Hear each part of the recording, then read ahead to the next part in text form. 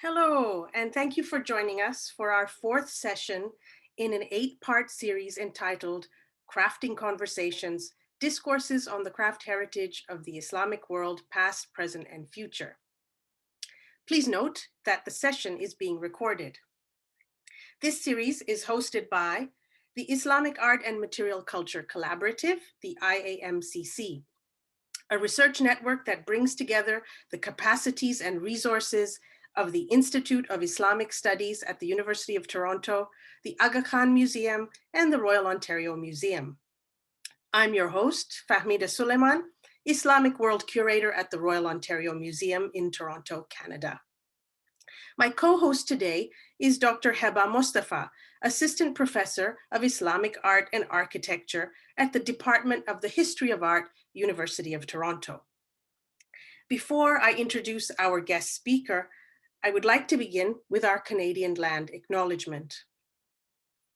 We acknowledge that our institutions sit on what has been the ancestral lands of the Wendat, the Haudenosaunee Confederacy, and the Anishinaabe Nation, including the Mississaugas of the Credit First Nation, since time immemorial to today.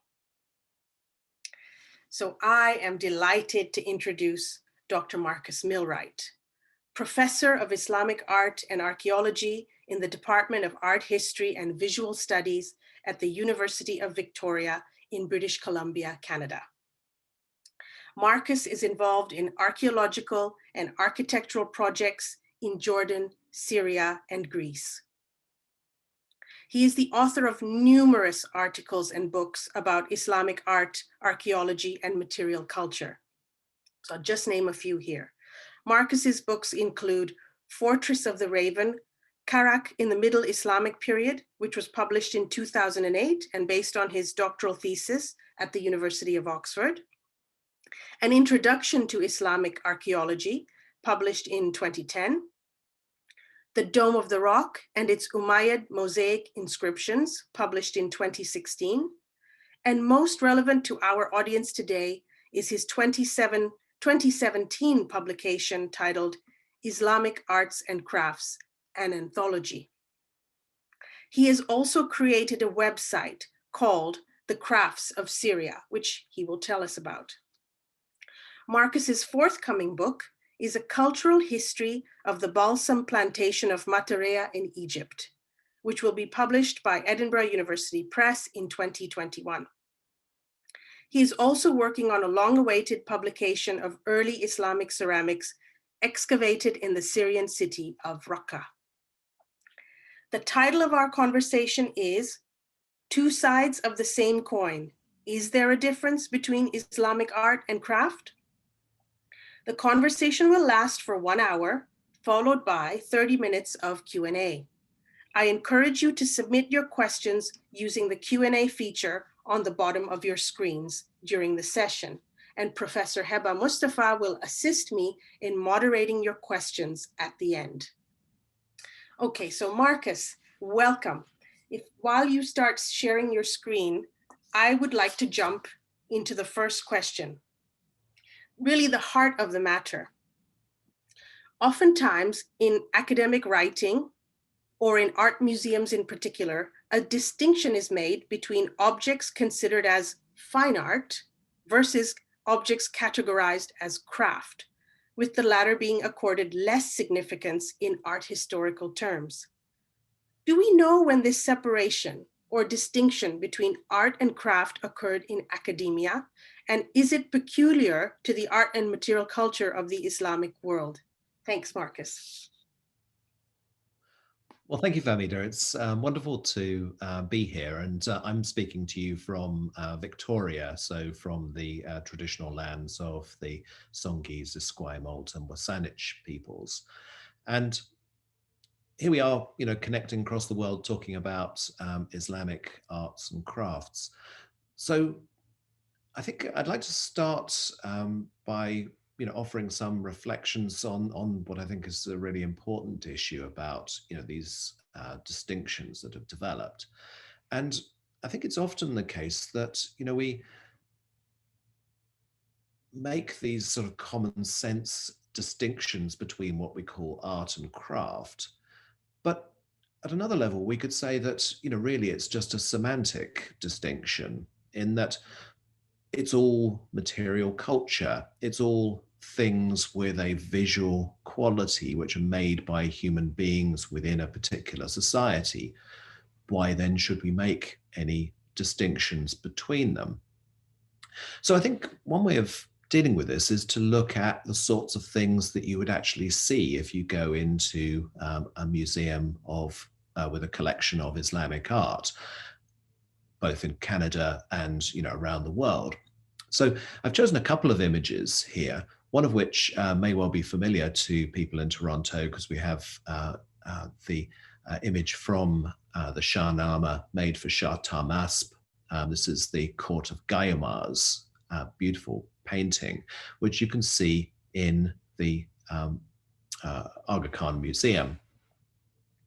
And then on the other side, we've got a piece of glazed ceramic. And of course, ceramics are represented in very large numbers in many of these collections. And so I've chosen one which, you could see similar sort of things if you go to, for example, the Royal Ontario Museum's collection, which is very strong on ceramics. Now, what we have here are two objects that we can engage with. We can think about them as being beautiful objects, but at the same time, we might make a distinction between them in that the manuscript painting is clearly a singular object. It's made in a court workshop. It's made over many, many months. It's part of a much more lavish overall manuscript. It also is associated with a particular painter. So in that respect, we have something which corresponds in many ways to our idea of what a fine art object is. We can contrast that with the other object, the ceramic, which it's in no way to denigrate its visual qualities, to say that it is in other respects generic. It's something which is made as part of a batch. It's made for commercial purposes out in the marketplace. And so we have something which, we're lucky that it survives in complete form, but is a rather different type of product. Now, if we take this a bit further, we can see that the inscription that's written on this ceramic vessel, it dates to the 14th century and uses a technique called underglaze painting. So it's a sophisticated piece, but the inscription relies on another art form. So we can see not only is it generic in character, but also it adopts the visual vocabulary of a more expensive medium, such as we can see here, inlaid metalwork. Now, lastly, we could say also that the inscription itself is not specific to a person. Rather, it gives rather generic goodwill wishes, such that it could be bought by anybody. So it doesn't even copy the inlaid metalwork that we see here, but rather actually slightly cheaper forms of metalwork that haven't survived very well from this period. So where does this leave us? I think that it takes us to considering that if we go to the certainly the Arabic literary tradition, we find that there isn't a clear distinction between something which might be called art and something which is called craft. And we'll come back to the terminology of this later on. This is rather different to what happens in the Persian literary tradition from the 15th century onwards, where we do start to see the elevation of particular individuals, a sense in which they are significant artistic creators. But within that sort of Arabic tradition, certainly of the period that this ceramic vessel was made, people would talk in terms of materials, and they would also talk in terms of particular craft activities. So does that mean that we should abandon these distinctions between fine art and craft? And also, where do these come from? Do they actually have a relevance? So really, I think we can look, while we could look at various kind of sources, a legitimate place to start this inquiry is a figure like Giorgio Vasari. He's a significant painter, but is perhaps better known today for his work Lives of the Artists. Because what he did here was to create a narrative where he's suggesting that there are a series of significant creative individuals.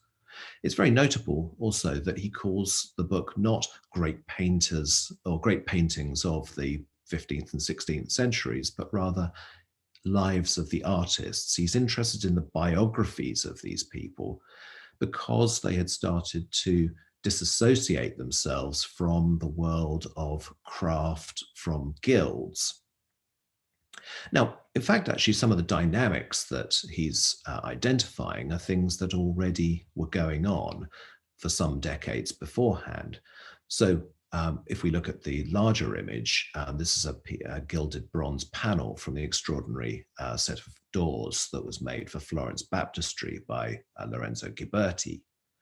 Now, the reason for bringing these up is that in this period in the early part of the 15th century in Florence, we see a debate about what it is to be modern in art.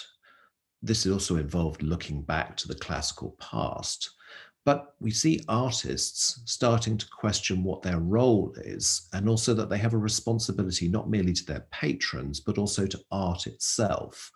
So it's the creation of things which are intellectual, that they push forward a discipline. That's the creation of art. And we could see that in this particular image because, as scholars like Ernst Gombrich pointed out, the actual subject matter is the life of the biblical figure Joseph, but it's dominated by a perspective exercise which has no narrative function at all. It's there to show Lorenzo Ghiberti's skills. This is a very different sort of thing from the creation of sort of craft objects for patrons. So what we get from this time onwards is a distinction in Western art practice, I'm talking about Western Europe, between objects which are considered to be art and those which are applied art or craft. And we can see it in images, these sort of broadly contemporary representations of young men. One of them by Sandro Botticelli is clearly to be considered as art in that sort of Western terminology. It has an importance, it's worthy of study. And then we have this glazed albarello, a storage jar, which, while it is, again, very beautiful in its own right, it is a product. It is something made as part of a sort of repeated series. It relies upon what goes on in the world of painters like Botticelli. So I think that, this creates a very powerful narrative, and it's something which has an impact on the development of what we can think of as the discipline of art history from the late 18th into the 19th centuries. And so we have this idea of following these great creative individuals. We've recognized the fact that they pull away from the traditional guild structures. They become independent creators in society. Now, there are other dynamics going on at the same time, in that towards the late 19th century, we start to see an interest in other types of objects. So scholars like Alois Riegel devote their attention to late Roman art and craft and start to understand a sense of narrative within that. But it creates this problem for artistic traditions that don't have that vocabulary within them. And we could see a way of trying to resolve that in this seminal exhibition that was held in 1910 in Munich. And the key point here is, notice the use of the term Meisterwerk here. This is this sense in which that Islamic art could be elevated and brought to the same table as Western artistic practice from the Renaissance onwards, by seeing that certain things could be seen to have technical and aesthetic skills that took them beyond simply being crafts. They become masterworks or masterpieces. Now, this is something that has no particular basis in the Islamic tradition, and so it's a construct, but it's a very potent one, and it's something that we should recognize in the way in which we actually look at Islamic art in later periods. Now, the competing dynamic which is going on in the late 19th into the early 20th century is provided by archaeology, and it's also provided by practices like ethnography as well as part of a larger discipline of anthropology. And I'm showing you two images from a rather beautiful book from 1888 by Jane Dieulafoy, which shows aspects of the excavations that were going on in the ancient Persian city of Susa, best known today perhaps for the prehistoric and early Bronze Age and Iron Age material, but a lot of important Islamic objects were brought up during these excavations as well. But what we see here is a picture of both excavation practice at that time, and then also a series of what we could broadly call kind of ethnographic images. Now, the point about this is that archaeology started to bring up all sorts of other objects, things that weren't necessarily filled with the kind of aesthetic values that people were looking for in Europe in the late 19th, early 20th century. And then as well, we see representations of contemporary craft activities in these more ethnographic images. Now, it's worth bearing in mind they are both, sort of constructs, but I think that there's important stuff to think about there. We've got also quotes from Arabic literature. I'm going to, I'll leave this up, but I won't read it all out. The point is that we've got Makrizi here talking about the fact that you can categorize society. At the top of society are those with the power, and then we see it goes through trade, mercantile life. But notice that the creative individuals, what he calls the artisans here, are actually placed in the sixth category, right down just above, the needy and paupers. So it suggests that, craft, at least in an Arabic context, had rather a low status. So it should lead us to be cautious about how we understand these things in their contemporary context. But at the same time, we have, a writer like Ibn Khaldun in his extraordinary Muqaddimah, the prolegomenon he wrote to his history, the Kitab al-Iba. He writes in a sort of sociological way, and he talks about, you can see, crafts and sciences are the result of man's ability to think, through which he is distinguished from animals. And then it talks about, the tendency towards refinement of the crafts. So Ibn Khaldun is clearly recognized that craft is an important activity, and also that it's an intellectual activity. It is related to thinking. So in that respect, we have to understand that, there is a recognition of its significance, even if the people who make it are not accorded a great social status. And we get sort of an idea of that through objects as well, because one of the things we do note is that objects are very seldom signed. We very seldom have the names of people. I'm just showing two examples here. One of the most famous pieces of Islamic metalwork, the so-called Baptistère de Saint-Louis, probably dating to the early 14th century. And we have the name of a man on here, Muhammad ibn Hussein. Now, he's a master, mu'alim, and we know also that his workshop produced other types of metalwork, such as steel gateways as well. So it wasn't just inlaid brass. But we know nothing else about him. And similarly with pottery, we can see these signed bowls, one by a man called Ghaibi, a prolific maker. And then we see Amal, a work of Ibn Ghaibi, son of Ghaibi. We can tell that this suggests a kind of passing of a workshop from from a father to a son.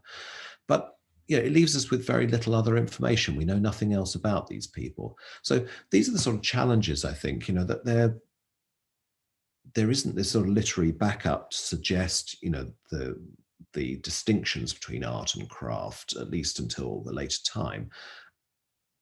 But at the same time, there is clearly an importance to these different activities. So should we be thinking about them in their contemporary context, or should we actually be imposing distinctions based on modern scholarship? Marcus, thank you. There's so many things that I want to ask you, but I'm sure that the audience will also unpack this amazing sort of historical and academic context that you set down for us. I had one very quick question is because you quoted Ibn Khaldun and Makrizi, do you recall the Arabic words that distinguish art and craft? Yes, so the typical word for craft is sinar, and sometimes hirfa is used in Arabic. Now, Persian and Turkish obviously have different terms. But the thing is that there is an Arabic term funun for art, but the thing is that it doesn't really appear in texts before the modern period. It's something which takes, I think it doesn't have a relevance. I think the key thing is that people tend to talk about a particular craft, a particular medium, rather than trying to think about art. And it's so striking that how few writers, certainly from medieval Arabic tradition, have an aesthetic sense. Somebody like Ibn Jubayr, the great Andalusian traveler, is really remarkable because he talks about how the visual aspects of things affect him. But mostly people would talk about it's a silver bowl. They talk about it in those sort of practical terms. Yeah. Thank you. Okay, if I can move us to the second question, which really follows on from how you were showing us what happened in the 19th century and the creation of the masterpiece in Islamic art. And so you and I both know over the last 2 decades, there have been numerous gallery renovations or completely brand new museums of Islamic art and culture all over the world. And my last count was about 19 new cultural destinations that presented the material culture of the Islamic world, and Toronto being one of the fortunate ones to have the Aga Khan Museum open in 2014.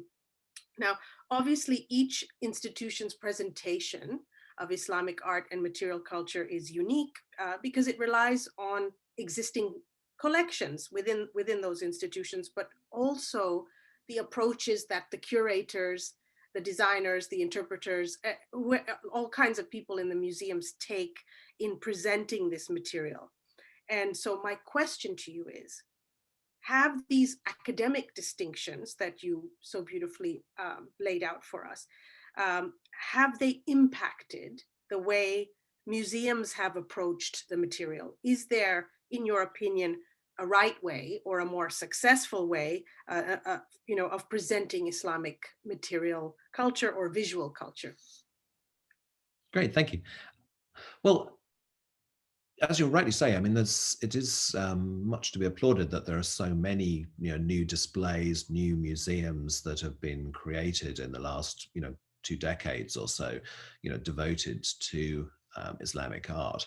And in answering this question, I will acknowledge absolutely that I'm not a professional curator. I'm coming at this from the angle of being a sort of archaeologist and art historian, and then of course also a viewer who enjoys being spending time within these sorts of spaces. So the sort of comments I'm making certainly shouldn't be understood in any way as a kind of critique. They're just sort of reflections on the things I've noticed from looking at these displays. So we're looking here at the Ashmolean Museum and a beautiful display that now exists for Islamic art. And I think one of the points that comes across also is that, of course, each collection has its own particular strengths, and this can sometimes lead to a somewhat skewed perspective, because of a predominance of a particular medium for instance. So the Ashmolean has a wonderful collection of ceramics as a result of various bequests through the 20th century.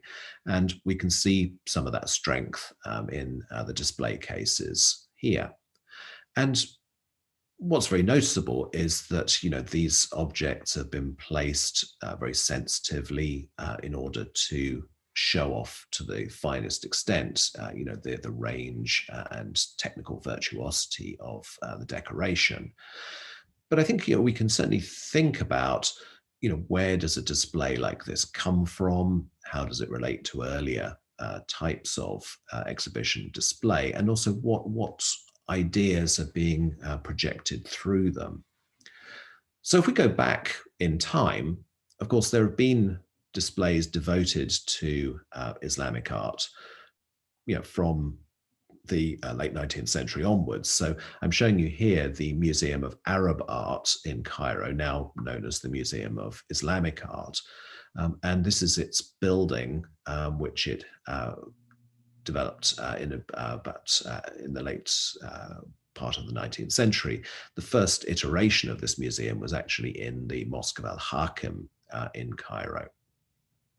And what we're seeing here are these black and white photographs. You can see in the center the metalwork room. So I'm struck by the fact that, you know, we have a ceramics display at the Ashmolean, which suggests some sort of stylistic evolution through those particular pieces. Although, of course, it's worth bearing in mind the makers of each of those pieces of ceramic would have had no sense of there being some stylistic evolution, you know, because they wouldn't have had the opportunity to see a lot of these other objects. But in Cairo, you know, we do see again a sort of idea of grouping around media, that this will produce some sort of unity. Note also that already by 1895, we have the establishment of catalogues of collections. And these have a great influence because it meant that, you know, if you couldn't go to Cairo, you could still actually get a sense of the sort of visual qualities of some of these extraordinary objects, such as the kursi or stand made for the Mamluk Sultan Nasser Muhammad ibn Kalaun in the early part of the 14th century. So if we go to more contemporary displays, here's an example from the Musée du Louvre and also from the Museum of Islamic Art in Doha in Qatar, one from 2012, one from 2008. And, you know, again, they represent, you know, the highest principles of curation. These are done by world-class museum professionals. But one of the things I think that's noticeable is the theatricality of the ways in which these things are being presented. They are, to some extent, robbed of their context. Tiles obviously originally would have come from a building. And there's been some very productive research looking at the history of how these objects were taken from specific structures and found their way into museums. But also look at the top image where you can see each of these ceramic plates in a separate cabinet with lighting here. There's almost a sort of fetishization of these objects as pieces of art, which I think would have made very little sense to their original users. And again, it's not to suggest there's something wrong here, but rather we should recognize the fact that this doesn't represent the way in which they would have operated in their own context. And, you know, we should understand that, you know, certain types of art now are designed for display. You know, we think of the modernist space, the white box. You know, painters actually worked to create things that were appropriate to that sort of environment. Whereas here we see objects being placed into this alien environment in many ways. And, you know, just by way of contrast, here we can see how ceramics would often actually exist within domestic environments. Now, again, these are in museums. They're in the Benaki Museum in Athens, and I'm showing you things which are Ottoman period interiors. And what we can see is the practice of either putting plates onto shelves or actually hanging them on the walls. And we can see that this is actually how these things were meant to be. Now, it's not to say that one type of display is better than the other, but it's more to think about, sort of how do we give these things a sense of context? Because I think a lot of Islamic art, its meaning is contextual. We need to understand how did it operate in relation to other things in space, and what sort of spaces they were located within. So you can see how metalwork, ceramics, and then also textiles are all contextualized here. It's still an artificial exercise, certainly, but we need to think about what's the value here.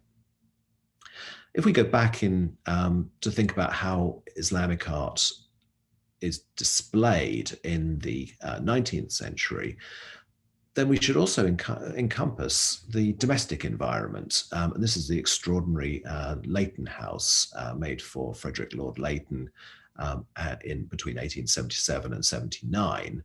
And indeed, many of the tiles that are found in here were things which were bought for him by notable people like Sir Richard Burton in Damascus, and then also in other parts of the Middle East. Now, we could dismiss something like this as a sort of Orientalist fantasy, and indeed, the Munich exhibition in 1910 was an attempt to get away from this sort of reconstruction towards something more sort of scientific and in common with art historical practice at that time. But at the same time, we can see something positive here in that it is an attempt to try and bring these things into a context. And another example of this from slightly later, which you'll be hearing about in another talk with Leslie Mickelson, is the wonderful Shangri-La created for Doris Duke, and the building was designed by Marion Sims Wyeth. And what we have is a modernist house into which are placed examples of Islamic art, past and present. But what I think is so intriguing about the space that she creates is that it combines the incorporation of historical artifacts. So if we look at the image on the left, you can see luster tiles, again, taken from buildings in Iran, which have been placed around the doorway. But if we look through, we see that the ceiling, and indeed the doors, which are not visible here, were both tailor-made in Morocco in the 1930s by commissioned craftsmen.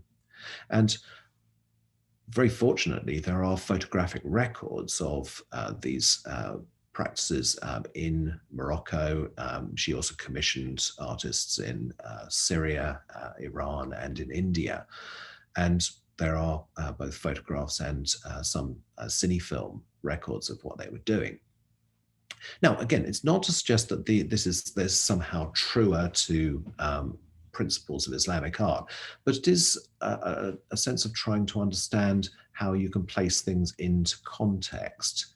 The Damascus room is particularly interesting in that this was a practice very common in the early 20th century to buy entire decorated rooms and then transport them across the world and put them into new environments.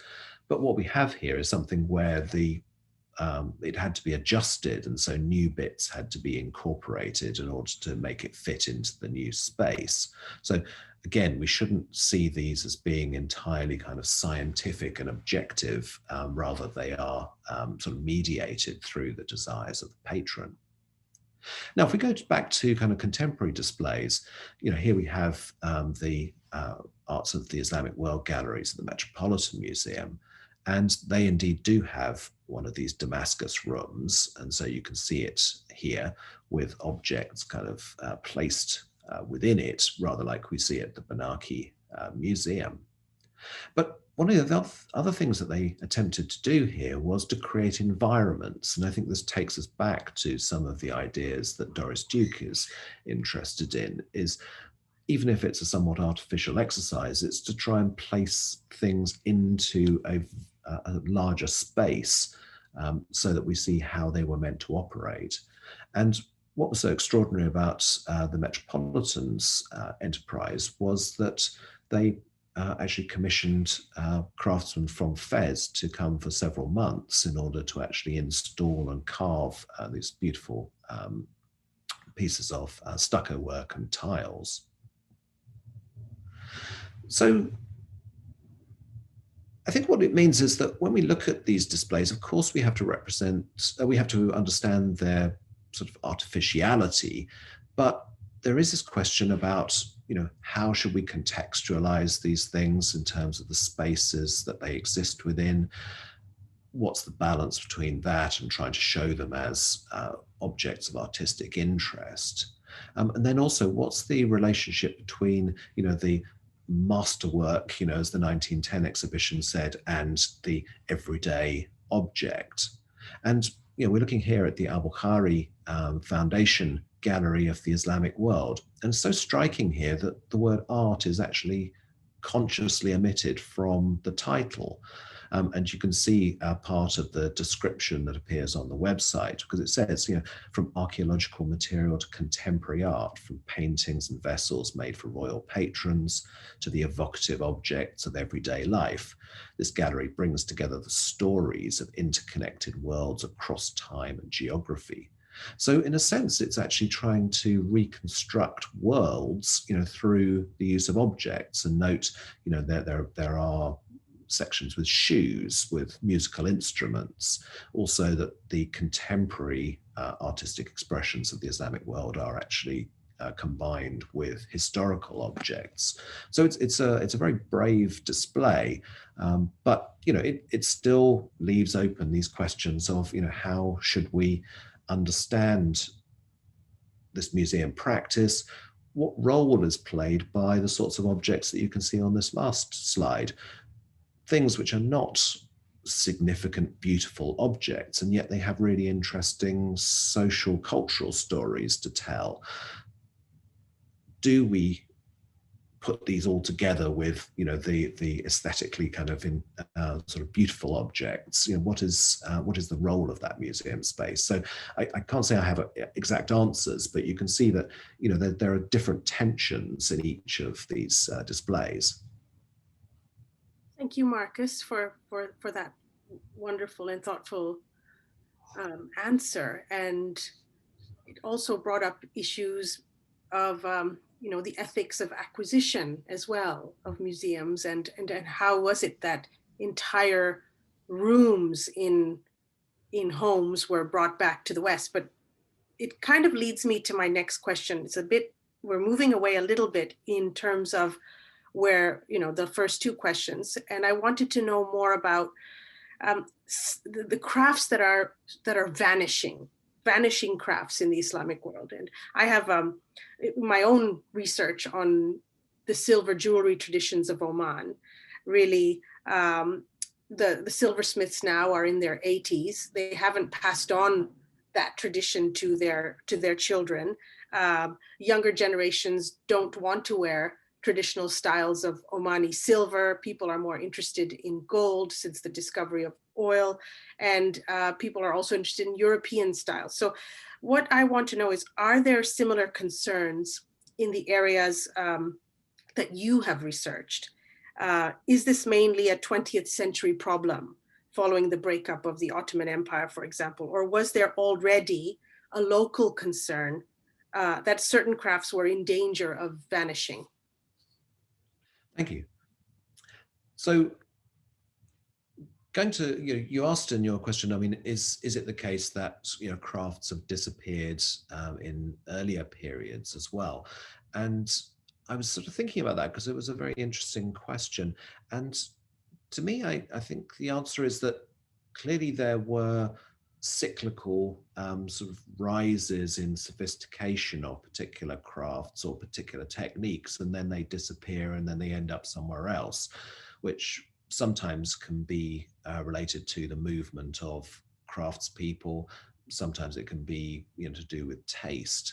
I mean, the images you see on the screen are all examples of highly sophisticated manufacturing practices. We have the technique of luster painting, which is a very arduous technique of putting metallic pigments onto the surface of a glazed bowl so that it creates an iridescent surface.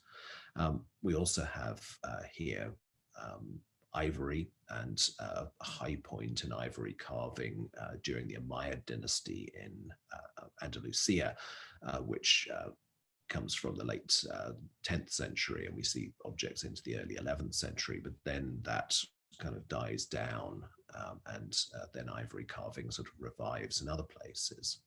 And then lastly, we have famous rock crystal ewer made for the Fatimid Caliph Al-Aziz from the late 10th century as well.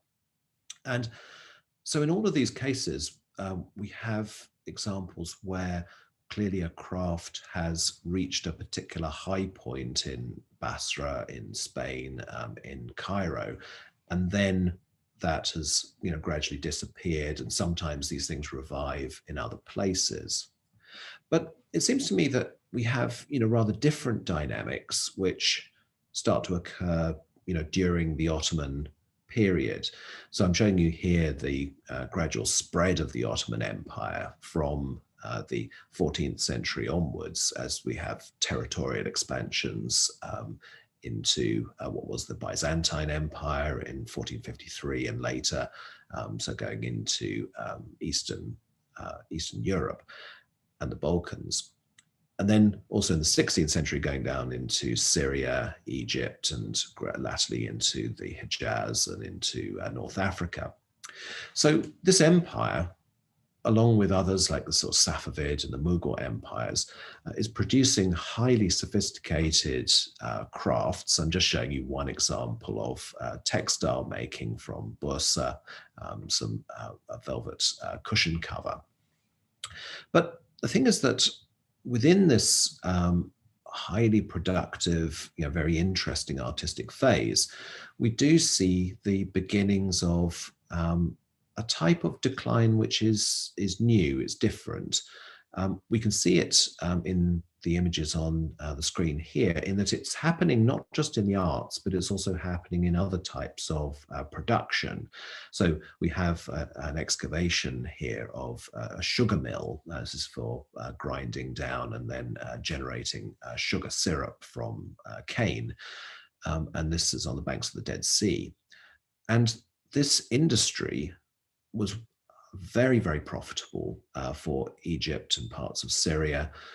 But the rise in much more efficient sugar making in places like Cyprus really sort of gradually killed off this industry in the 15th and 16th centuries. Paper making is something which, of course, is fundamental to Islamic culture from the 8th century onwards. And yet the rise in higher quality paper being made in places like Venice meant gradually that the paper making across the Middle East declined and disappeared. And we can tell that from this central image, because what we can see is actually a watermark. And this is a technology which doesn't exist in Islamic paper making, but develops in Europe in the 13th century and then spreads across all of the European manufacturers. And so what we can see here is the use of European paper to write an Islamic manuscript. And then lastly, glass making. Here we actually see an example of Venetian glass, and of course Murano glass remains famous to this day, but it's actually being made to be exported to the Islamic world. And so this particular piece is in the Topkapi Saray Museum. So we can already see that, from the late 15th, 16th century, there are changes going on. It could even be argued that these actually date even earlier to the aftermath of the Black Death in 1348. But it's really when we get into the late 18th, into the 19th century, that we start to see new things happening. In Europe, we see the rise of industrial manufacture, and then also much more efficient transporting of goods. So the first steamship was used in the Mediterranean in the 1830s. And once you get through to the 1880s, the 1890s, large quantities of manufactured goods are being transported from manufactories in Europe through to North Africa, to Egypt, to places like Syria. We have records of these provided by things like the French consulates that were operating at ports on the Syrian littoral. And this gradually led to the decline and disappearance of quite a number of crafts. And one really fascinating way of looking at this is through a text. The text is called the Kamus As-Sanat Ash-Shamiyya, Dictionary of Damascene Crafts. And it was written between about 1890 and probably it was finished around about 1908. The text was never absolutely completed, but it was published in its present form in 1960. The three authors you can see on the screen here, one of them, Muhammad al-Qasimi, he was a religious scholar, and his son Jamal ad-Din had the same sort of training, but became very interested in Salafism, an attempt to return back to the ways of the first community around the Prophet Muhammad. And he was also a proponent of Syrian nationalism, which led him to be imprisoned by the Ottoman authorities. And the third author is Khalil al-Azam, who came from one of the most noble families of Damascus and also participated in the economic survey of the country. So you can see that none of these people are craftsmen, but they seem to have had this abiding interest in recording what was going on. So the book actually has more than 400 entries, each devoted to a single craft. Notably also, they have almost nothing to say about the guilds, but rather they're interested in the manufacturing practices themselves. And according to accounts that are written later, the reason why the book started to be written was because Jamal ad-Din became aware of the fact that crafts were disappearing. And he talked to his father and persuaded him to go out and start recording them. And apparently he would go out on his donkey each day to a different part of the town, a different part of Damascus, and he would start recording what was going on. Sadly, the records aren't dated, so we don't know specifically when each one was made within this period. But when he died in 1900, Jamal ad-Din continued the work along with Khalil al-Azam.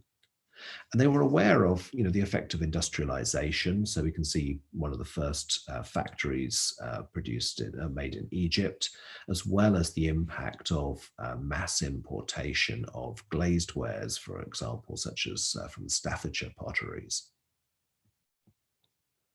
So each of these chapters, contains fascinating information. And while we shouldn't look to it for often the kind of technical know-how that craftspeople would have, it does have information about the economic viability of the crafts, what sort of pressures they were under, and also sometimes the interactions between different crafts.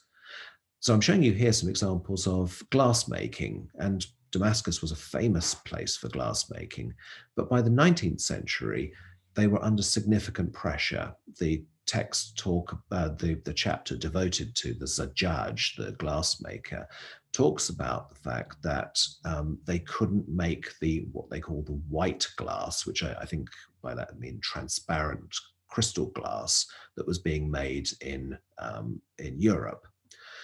And this is because, there's different technologies being used. So we can see some examples of Syrian glassworking, one from the mid-19th century, and then this much simpler piece from the 1930s. And you can see that it's less even in terms of color than you would see in, for instance, Bohemian glass, which was exported in very large amounts to the Middle East at this time. So glassware is surviving, but in a rather reduced capacity. We also have fascinating accounts of things like the mending of pottery. So we can see that this is a long-term practice. I'm just showing some examples here. But in amongst the accounts of mending, we hear the Hamels talks about the fact that this was becoming less and less economically viable in the 1890s because objects simply weren't worth so much. If you wanted a new piece of high quality glazed ware, you could simply go out and buy some more rather than paying the mender, the mocharis, to actually put yours back together again. We've got other accounts, such as the pipe bowl makers for the chibuk pipe, the three-part pipe that was very popular, that they were almost out of business because people were mostly smoking cigarettes. And it was only, according to the book, among the Bedouin that people would still smoke a pipe. And I'm showing you here also the example of the water pipe, and there are some fascinating chapters about the manufacture of these things. But I think what we also find within these accounts is a sense of adaptation. We certainly shouldn't take it that everything is declining. There are industries which are actually managing very well, and also people are adapting themselves to new circumstances. So I'm showing a couple of examples here. One shows the use of benzene cans in order to make new objects. So these were the tinners or samkari. And there's a fascinating account from the 1930s by a man called Pierre Bazantai of these particular makers and how their work was actually affecting potters because the tinners could make things cheaper from reused cans than the potters could. But we talked about paper before, and a really wonderful example of this adaptation is shown in an account by Wallace Budge, who was the curator of ancient art at the British Museum. And in his travels in northern Syria and Turkey, he actually met a scribe who was copying out a Syriac text by the 13th century author Bar Hebraeus. And he talks about the fact that the man, actually the paper he was using was packing paper, which was coming from Russia for other goods, and that he would use a bottle in order to smooth it down to make it suitable for a reed pen, and then would actually write his manuscript using these pieces of rag paper. So lots of signs of adaptation and also of resilience in that certain crafts were simply, there wasn't a kind of good European competitor for them. And a very good example of that is the potteries at Gaza, of which there are some wonderful anthropological studies, from the 1880s onwards. And these people continue to make this type of grey type of pottery in very large numbers because there was no reason to export things like this to the Middle East, and so they could corner that particular market. So what I think comes out of this is that it's actually a very nuanced situation, and with people coming up with different ways of manufacturing things and also adapting. And just a last example of that adaptation is what we see here, which is the reuse of artillery shell cases from the First World War. So we have an example from Egypt and another one from Syria. And then in the middle, I've just included one from Greece, showing that the same sort of practices were going on there as well. Marcus, I loved the adaptation message that you showed us in the end. The examples, it kind of exemplifies human adaptation, resiliency, all those things that that we're all trying to do right now ourselves during the pandemic. And so I want to ask you the final question before we move on to audience Q&A. We have kind of 5 minutes, no more than 10 minutes to answer. But really, I want to shift now to your research. And you are very passionate about documenting the crafts of Syria, in addition to other countries in the Levant, which you've published a great deal. But if we focus on Syria for a moment, can you tell us why Syrian crafts interest you particularly? And could you share your website on this topic and how it works so that members of the audience can visit it themselves? Thank you, of course. Yeah. Yes, I've been very fortunate over the years to spend quite a lot of time in Syria doing research. So I've been involved with an excavation of early Islamic material from Raqqa up on the Euphrates, but also, traveled in other parts of the country. And I've always been struck by, what a diverse country it was. And of course, I'm talking in the past because so much has changed as a result of the Syrian civil war. But you have all sorts of different environments, different cultures, religious communities, and then of course artistic traditions. And I'm also sort of interested in, the totality of craft manufacture. So I'm showing some examples here of the Department of Antiquities brick site at Herakla, near to Raqqa, which Famida will be familiar with herself. And here they actually made bricks that were used in archaeological reconstructions around the country and tried to do so with as traditional techniques as possible. Also, if we look historically, Syria has always been an extraordinarily productive area for crafts. And we have that both in terms of surviving objects, but also documentary evidence such as photographs, these wonderful photographs from the late 19th and early 20th centuries, and then textual sources. And this is a description you can see at the bottom of the screen is by Simone Sigoli, an Italian traveler. He describes Damascus and he says, there are such rich and noble and delicate works of every kind that if you had money in the bone of your leg, without fail, you'd break it to buy all of these things. So we have, evidence, from more recent periods like that, but also going back through archaeology. So I'm showing you, some of the material from the excavations in Raqqa, where excavations have revealed workshops and, the objects they produced. And here we see, sawing of planks here, very much like the image in Jane de la Foy as her publication from the late 19th century. So we see that sort of consistency of craft practices.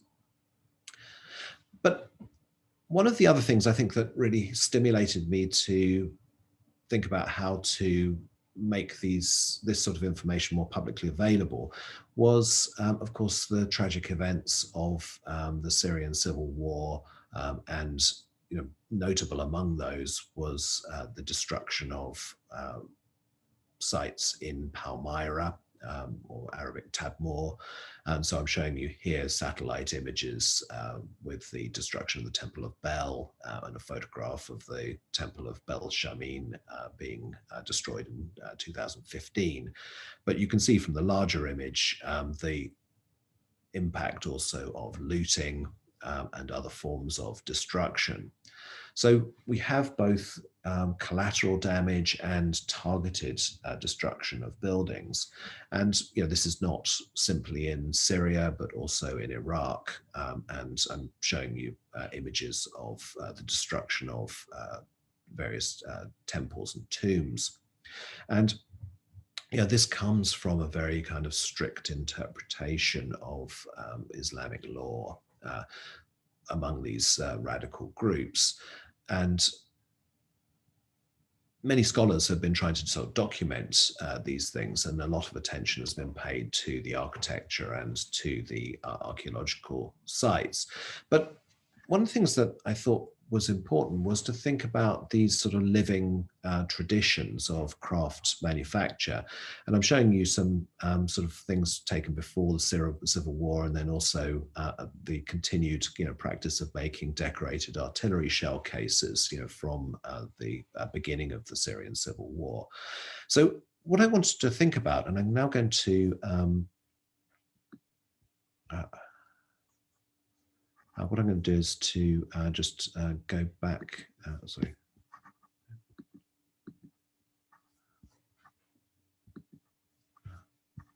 I'm now going to just share my screen again, but do so to show you a website. And this is what I've been trying to create, is something which would provide a means to actually not just in sort of specialized publications, but to make something openly accessible. So this is the Crafts of Syria website, because I wanted to show, the continuity of these traditions and basically sort of show all of the evidence from the 7th century through to the present of the range of crafts which is occurring.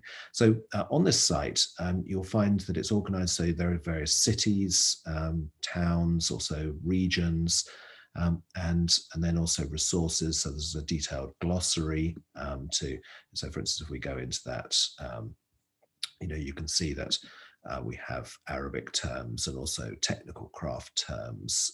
So also sometimes Arabic terms, they may have cognates as well. So I've tried to kind of capture that there.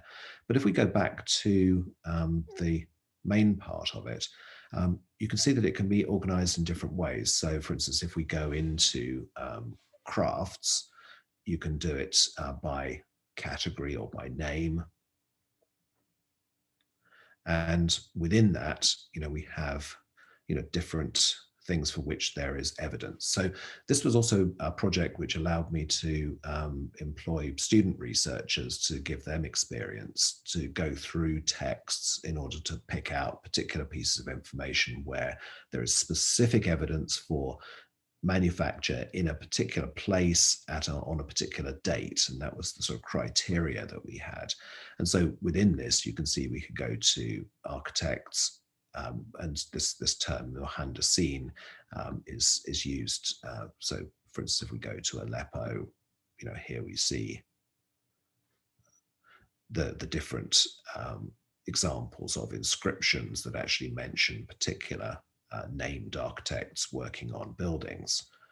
So we can go into it in a variety of different ways. And as you can see, you can go down into smaller towns as well as into major cities. But if we go back to Damascus, for instance, here we see that this is the range of documented crafts, and some of them have single references, others have multiple references within them. And then I've been collecting as well, where they're available, examples of photographs and other images. So here again, we can see these are photographs from the early 20th century showing activities in particular places. So this, for instance, shows the type of metal workers who were producing the artillery shell case that we looked at earlier on. So this is the project. In the interest of time, I won't kind of go into it in any greater detail, but you can see these are beautiful stereoscopic images, showing both people selling their wares and making them at the same time. And these are very precious records for the reconstruction of craft activities. So I'll stop sharing there. And Marcus, thank you for showing us the website. It's a very useful and noble and project, and I think it's going to be a great resource for all kinds of for teaching, for curators, for researchers, people interested even in photography. So thank you for that. And also I wanted to thank you for joining us today for the conversation. We have time for a few questions. And we'll try and answer as many as we can. So I'm going to pass it over to Heba now to moderate the questions. Thank you very much, Marcus. I encourage attendees to start posting additional questions as well. We've got a few for you here. A question from Nadine. She's curious about where textiles and surface embellishment pieces fall in this classification within the museum. Embroidery, carpets, clothing, etc. Do they find their way to museums, and are they considered fine art? And if you could cite perhaps a couple of examples. Yeah, I mean, textiles, most of what we have come from more recent periods, because textiles don't tend to survive very well in archaeological contexts. And I think that, we saw, some of those museum displays from, right from the early 20th century onwards, that there was definitely an emphasis on carpets there. So carpets were displayed on walls. Typically they're quite durable objects, whereas one of the challenges I think with things like embroideries and the more delicate type of textiles is that they are challenging to display. Also, lighting conditions mean that you can't leave them out for long periods of time. They have to be under subdued light, and all of these things I think make them more difficult to display. I mean, one of the I think important things to note is that when you look again at medieval Arabic sources, they had a textile mentality. That Lisa Golombek talked about, the draped world of Islam. And so clearly people thought about textiles often more than they thought about other types of visual and material culture. But it's not necessarily always reflected in the displays, because there's a domination of things like metalwork and ceramics within there. So I think, yes, there's scope for kind of trying to do more with that. But in terms of specific examples, I mean, I'm so struck by, the rehang of the Victoria and Albert display, where they took the Ardabil carpet and then took it off the wall, where I remember seeing it years ago, and you could barely see it because it was quite dark. And then suddenly it's down on the ground, and that's how you're supposed to see it, And so trying to work out placing things in a way that they're meant to be seen, I think is so important. It's challenging, obviously, because it takes up a lot of floor space, but it was well worth the effort. Thank you very much. We have another question from Odette, and she's curious about what differentiates art appropriation and appreciation in Islamic art in both past and contemporary art. So, sorry, what differentiates appropriation and appreciation? Are we thinking? Yeah. Yeah. Well, I suppose we could ask that both in terms of the original context and then also how we look at things as audiences as well. In that throughout Islamic history, there's been appropriation of and appreciation of things coming into Islamic art. I mean, the ongoing dialogue from the 8th century with Chinese ceramics and then with other Chinese art forms a bit later on, that people didn't have any qualms about simply taking motifs and techniques and making them their own. And so I think that's why it's such a diverse and interesting tradition. But I think perhaps the question is kind of more asking about the more what's happening in museums and how we should deal with that. And there's no doubt at all that there's a colonial history to museums, and you only have to go to the British Museum or the Louvre and see the impact of colonialism on the creation of collections. And archaeology is deeply implicated in this as well.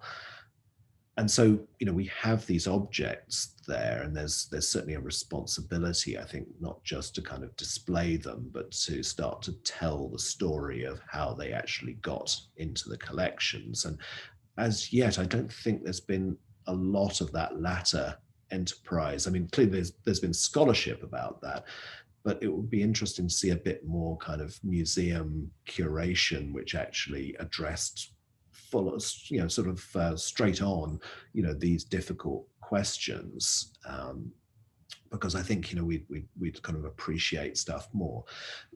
But this question of appreciation, I mean, when we're looking at things like the Leighton House, I mean, it's easy to dismiss buildings like this as being just sort of Orientalist concoctions, but I think that it would downplay what an interesting person Leighton is. I mean, he did travel in the Middle East. He produced very sensitive representations of things that he saw there.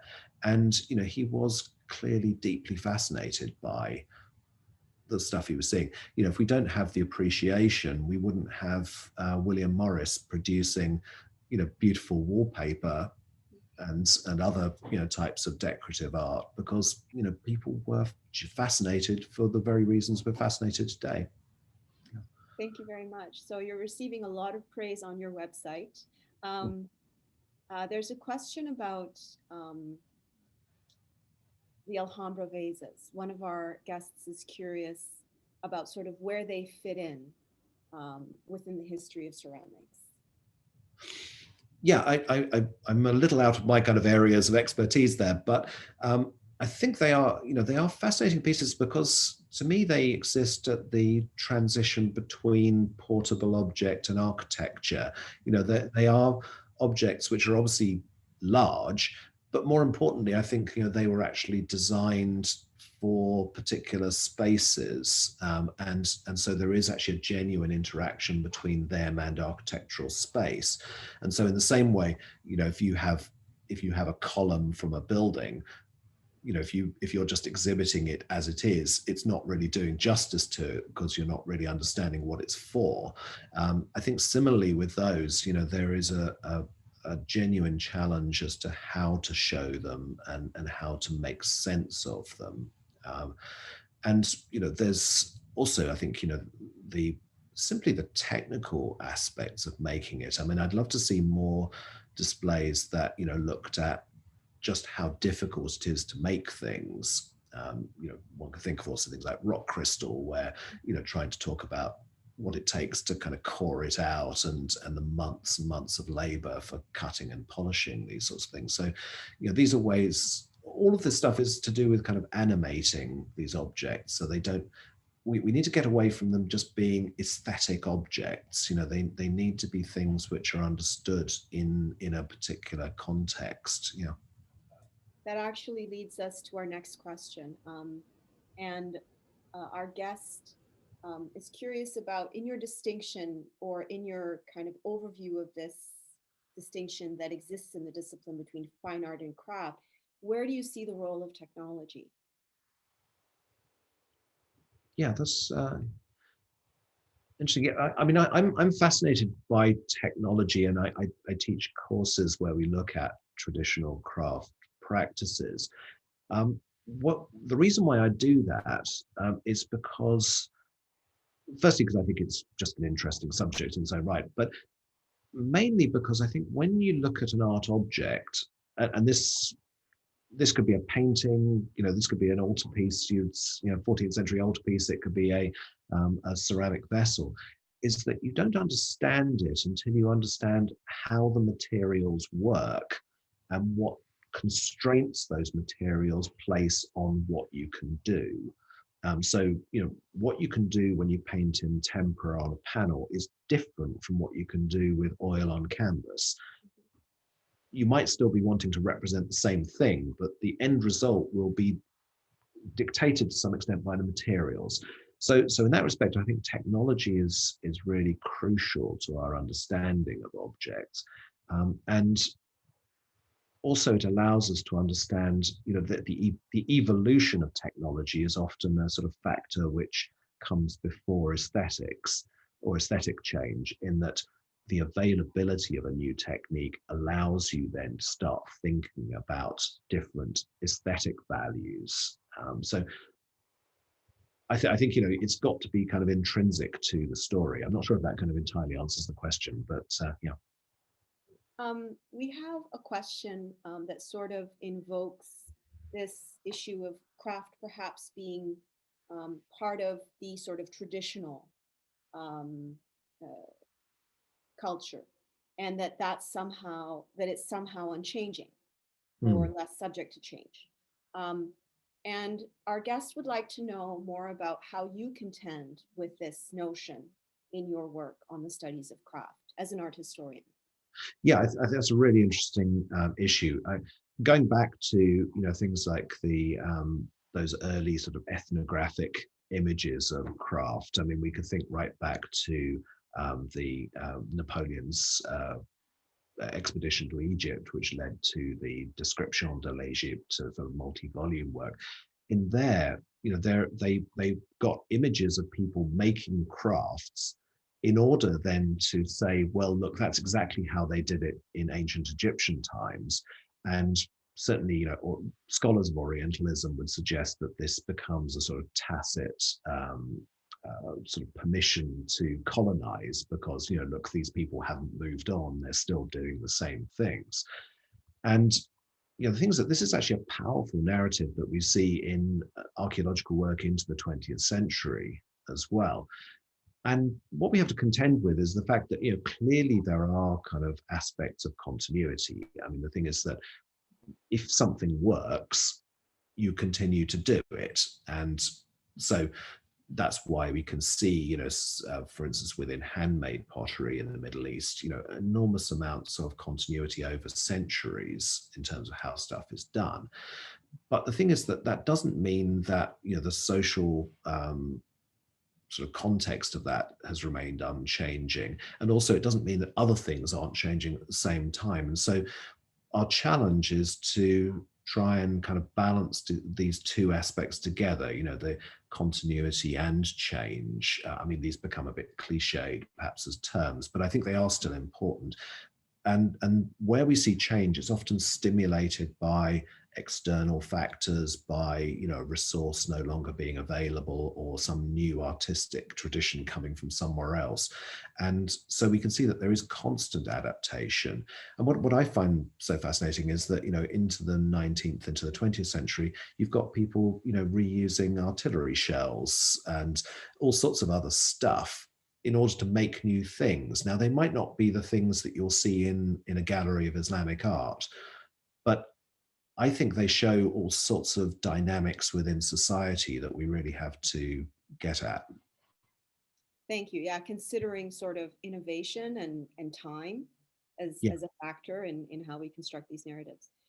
There's another question about the Ottoman Empire. So some crafts were taken over, continued in different places in the Ottoman Empire. And our guests would like to know more about the transmission of craft knowledge between these places.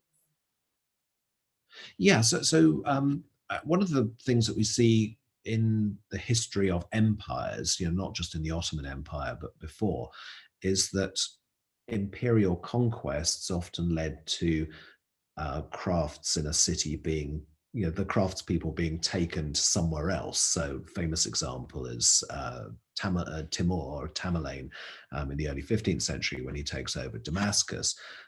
There's a source that actually says, he took all of the metal workers and the potters and the bow makers and textile workers and then took them off to Samarkand. And there's no reason to think that isn't the case, because, throughout Islamic history, there have been examples of craftspeople being taken either against their will or willingly to other places to work. And within the Ottoman period, we do see that. I'm one of my favorite areas to studying is shadow puppets. And after the Ottoman conquest of Egypt, Selim saw a shadow play of which showed the capture and then execution of the last Mamluk Sultan, Tumanbay.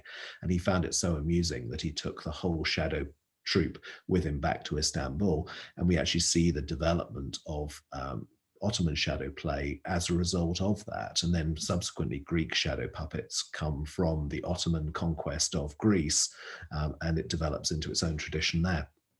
So I think these things are happening all the time. One of the other kind of aspects is the centralizing of the very skilled craftspeople into palace workshops, which again happens throughout Islamic history. But in the Ottoman, Safavid, Mughal context, we do have much more documentation about these people, and it allows for a degree of specialization in things like manuscript painting, which is almost impossible in the kind of commercial urban environment. So I think that those things are happening all the time. The Ottoman world is very mobile as well, because you've got governors coming from one, being in Albania and then suddenly kind of being sent to some other place. So, the movement politically, I think, would also have facilitated more movement of, craftspeople as well. Thank you very much. And we're back on this question of the relationship between architecture and craft. So our guests would like to know more about the relationship between architecture as craft and craft objects within architectural spaces. Okay, great. Well, there isn't until sort of more modern periods a distinction between architect as we would think of it and sort of mason or engineer, and so we have terms like mohandis being used to kind of cover all of those sorts of things. And so in that respect, we it's often not necessarily kind of helpful to think about the term architect for these early periods. It's not to denigrate people's skill, but it's just that they're seen in rather different ways. And so I think that one can regard architecture in some ways as a craft, or perhaps a kind of set of interconnected crafts. And what we lack, I think, is enough knowledge about the ways in which a building went from the beginning through to the end. How did it move from an initial brief where a patron kind of says what they want through to a realization through drawings, and then a move through to a project which is overseen, and then different people are working. We do have some contracts. We have waqf documents, these charitable documents related to architecture that sometimes give us avenues for understanding things as well. But the thing is that it would be lovely to know much more about how people interacted in order to make something as complex as a building, and how that also affects the changes from the initial idea through to the final realization. Because again, we tend to think of architecture in a modern context with these beautiful computer realized images, and then basically they just get on with building it and it looks exactly the same. But I don't think that's the case in the past. And going back to this issue of interactions with other craftspeople, I mean, we know from texts, things like the Geniza archive in Cairo, which is a huge archive of fragmentary documents of the Jewish community. There's all sorts of stuff about house building, and you get a sense of the interactions between the people who had to lay the drains and the people who's had to put up the building, who maintained stuff afterwards, who came in and painted, and so each person has their place, and within that you even get ideas of who's paid, who's paid more. There's also a distinction between who would get their lunch for free and who would have to pay for their lunch. And these might seem rather trivial, but I think that they are quite important in understanding, the relationships between all of these different groups in the building process. But I would argue that's definitely a kind of within the world of craft. Thank you. We have time for one more, so I'm going to combine two questions from our audience that are concerned with the future of craftsmanship and sort of the ways that this can be documented as a process, and whether, how you view the state of craft in the Middle East, sort of. Where are the glimmers of hope, and what are the possible processes of documentation do you see as possible? Yeah, I mean, I feel cautious in that. I mean, I don't feel I have a role to be a spokesperson for people who haven't asked me to. But I think that clearly there are dynamics which, as there are in other parts of the world, where people, because crafts often go through family lines, that the new generation aren't interested in doing this because they want to go off and do something else, and that's going to be a significant problem. The economics of craft as well, in that finding a market for your handmade items is going to be challenging. I was at a conference at the Victoria and Albert Museum, was thinking about these very things, and organizations like Jade Mountain were really interested in trying to find ways of connecting traditional makers with larger markets. And one of the problems is sometimes that a big shop or a hotel that might be interested in textiles, that there are all sorts of regulations which have to be met, and an individual maker is not really in a position to do that. But if you have a mediator like Jade Mountain, there's a possibility of kind of creating, bringing people together. the internet also provides, opportunities to buy things or, make things and then sell them in a completely different way to the past. So I think, there are all sorts of possibilities there. I was very struck also that, of course, with the Syrian refugee crisis, many people have left the country. They're in other countries now, and certainly thinking of Canada, I mean, I've come across stories about people who've ended up in northern towns in British Columbia and have started doing some of the crafts that they did in the past, like sort of in beaten metalwork and so on. So it may be that we're in a more kind of diverse world and dispersed world now, but I'm hopeful, well, optimistic that people will continue to make things. It's a primary human desire to do that. So I don't think these things will die, but they will change. They adapt. Thank you so much. That's a very hopeful note. To sort of wrap up our final question here, you had this beautiful juxtaposition where you invoke Sir Francis Burton and then later on kind of think about Ibn Jubayd, and it seems to be within this world of aesthetic sensibilities and how that becomes a filter, whether you're a curator or a collector or Sir Francis Burton himself. So is there a difference, or is it only constructed within our own aesthetic sensibility? Is there a difference between art and craft, and are they just two sides of one coin? Yeah, I think it is perfectly legitimate to go to a museum in order to have an aesthetic experience. And that's why one could go to, even as me working in Islamic art, I could go and see an exhibition of Japanese art about which I don't know very much and find it a deeply fulfilling experience, because those objects are speaking to me in some way, even if I don't really understand all of the kind of context in which they were made. And so, that is something we should all continue to do. I think that perhaps, the responsibility is on our side, on the side of, art historians, curators, and so on, to think about, well, what do people need to understand about these things? And I would argue that, while, these distinctions of fine art and craft are constructs, they're constructs that come from a different artistic tradition. They've been elaborated through a sort of Eurocentric art history and then kind of placed into other artistic, or placed onto other artistic traditions, with all the problems that implies. There are still reasons why we could think about the differences between the singular artwork and the generic.